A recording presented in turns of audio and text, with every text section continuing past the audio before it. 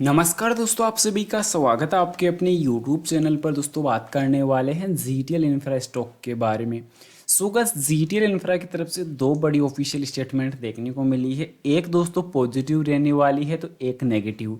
अब कहीं ना कहीं दोस्तों मार्केट में आज तेजी भी काफ़ी अच्छी देखने को नजर आई है। तो क्या रीज़न रहने वाला है इन अपडेट्स का और क्या असर मार्केट पे देखने को मिल रहा है। तो सबसे पहले प्राइस के रूप में अगर इस स्टॉक की चर्चा करी जाए तो 2 रुपये 29 पैसे पर आज का सेशन क्लोज हुआ है, जो काफ़ी शानदार क्लोजिंग आज के सेशन की रहने वाली है। क्योंकि लास्ट सेशन क्लोज हुआ था 2 रुपये 19 पैसे पर और आज का रहा है दोस्तों 2 रुपये 29 पैसे पर। यानी कि ऑल ओवर जो मार्केट है वही ग्रीन देखने को मिल रहा है। अब अपडेट क्या निकल के आई है दोस्तों, सबसे पहली अपडेट रहने वाली है रिजल्ट्स को लेकर।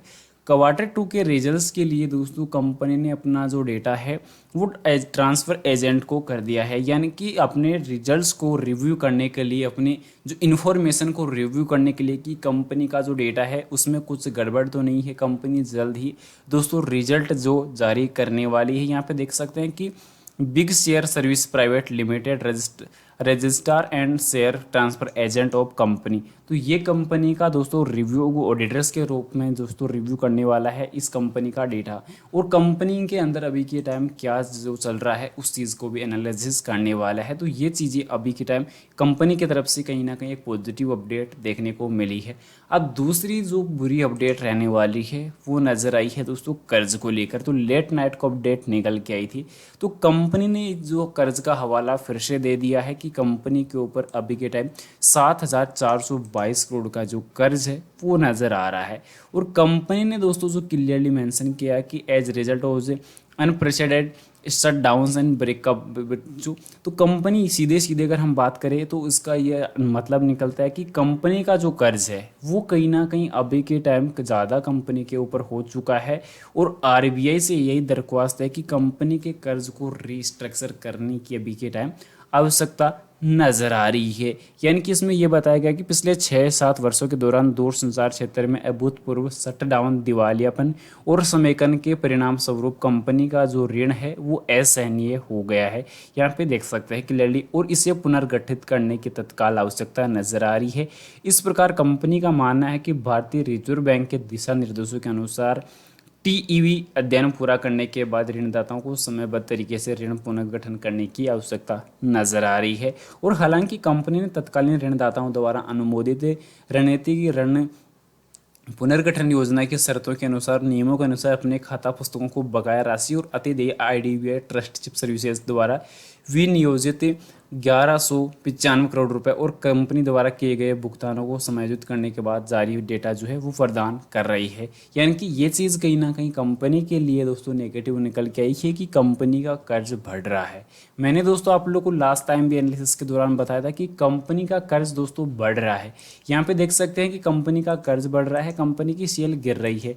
तो कंपनी की सेल गिर रही है, इसी वजह से आप लोग उस टाइम में समझ जाना चाहिए कि हाँ कंपनी की सेल गिर रही है।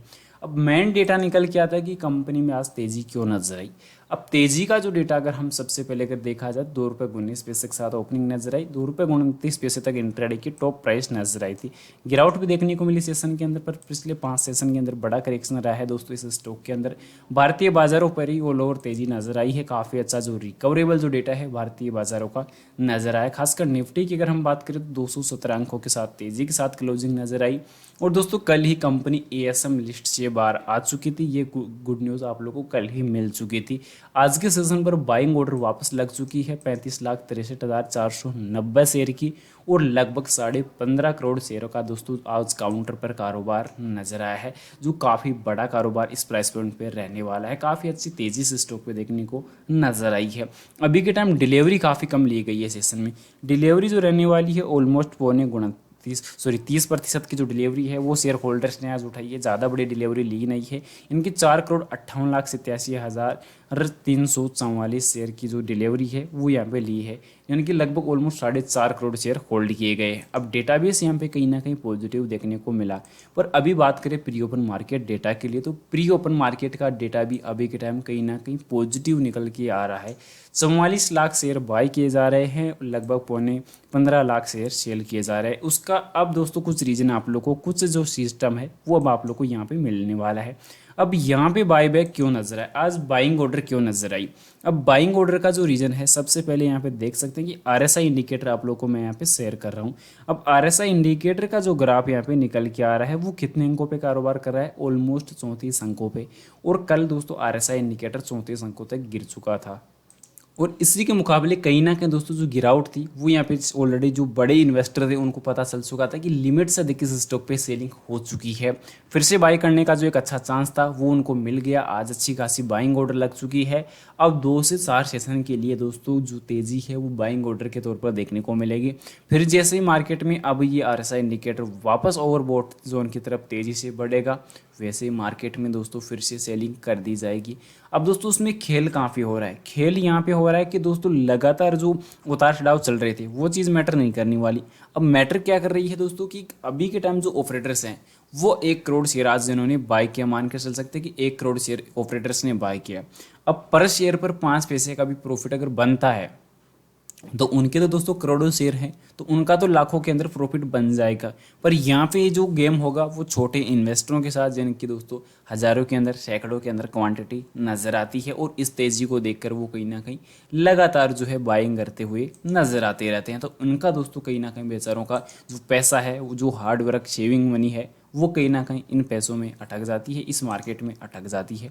पर इस कंपनी का दोस्तों जो सेल है वो गिर रहा है। इस चीज़ को भी ध्यान रखने की आवश्यकता है कि कंपनी की सेल गिर रही है, एनुअल जो लॉस है वो बढ़ रहा है। कंपनी ने दोस्तों अभी रिजल्ट्स की अगर बात की जाए तो रिजल्ट की जो डेट है वो अभी जारी नहीं की है। कंपनी अपने ऑडिटर्स के पास अपना डेटा रिव्यू करने के लिए भी भेजा गया है, तो उसमें अभी कंपनी की जो फाइनल डेट है वो भी आनी बाकी है। क्योंकि ऑडिटर्स की तरफ से अभी एक जो फाइनल रिव्यू दिया जाएगा कि हाँ कंपनी का जो डेटा है वो अभी क्लियर है, कोई दिक्कत वाली बात नहीं है, रिजल्ट आप जारी कर सकते हैं। उसके बाद कंपनी बोर्ड मीटिंग की जो डेट है वो डिसाइड करेगी, उसके बाद कंपनी के रिजल्ट्स पर अपडेट आएगी। और अभी कंपनी में अगर बात की जाए कंपनी के अलावा टेलीकॉम सेक्टर पर, तो दोस्तों एरिक्सन ने युवा दूरसंचार प्रतिभाओं को विकसित करने की एरिक्सन एकेडमिक प्रोग्राम शुरू किया है, जिसमें कहीं ना कहीं दोस्तों 5G AI LOT जैसी प्रौद्योगिक तेजी से हो रही प्रगति में कहीं ना कहीं अध्ययन का एक अच्छा खासा जो क्लाउड बेस्ड सिस्टम है वो तैयार किया जाएगा, जिसमें छात्रों को दोस्तों 5G क्लाउड और AI तकनीकी से दोस्तों आवश्यकता ज्ञान और कौशल से लेस करने के लिए डिज़ाइन किया गया है। यानी कि इसका दोस्तों जो अभी कार्यक्रम होने वाला है Bharat, Australia, Thailand, Indonesia, Singapore, Brunei, Philippines, Malaysia और वियतनाम, ये 40 से अधिक शीर्ष विश्वविद्यालयों के प्री फाइनल वर्ष के छात्रों को गहन शिक्षण जो है अनुभव प्रदान करने वाले। यानी कि कहीं ना कहीं टेलीकॉम सेक्टर पे एक अच्छी खासी अग्रणी जो बिजनेस मॉडल है उसको यहाँ पे क्रिएट करने का जो प्रोग्राम है वो तैयार किया जा रहा है। फिलहाल उम्मीद करूंगा जानकारी दोस्तों आप लोग को पसंद आई होगी। पसंद आती वीडियो को लाइक कर देना, चैनल पे नए हो दोस्तों चैनल को जरूर सब्सक्राइब कर देना और जानकारी को ज़्यादा से ज़्यादा शेयर जरूर से कर देना। और आपकी नज़र में कोई पेनी स्टॉक हो तो उसकी जानकारी कमेंट में पिन कर देना, एनालिसिस करके आपको जल्दी बता दिया जाएगा। मिलते हैं नेक्स्ट अमेजिंग वीडियो के साथ, तब तक के लिए इजाजत दीजिए। जय Shri Krishna, thanks for watching this my video.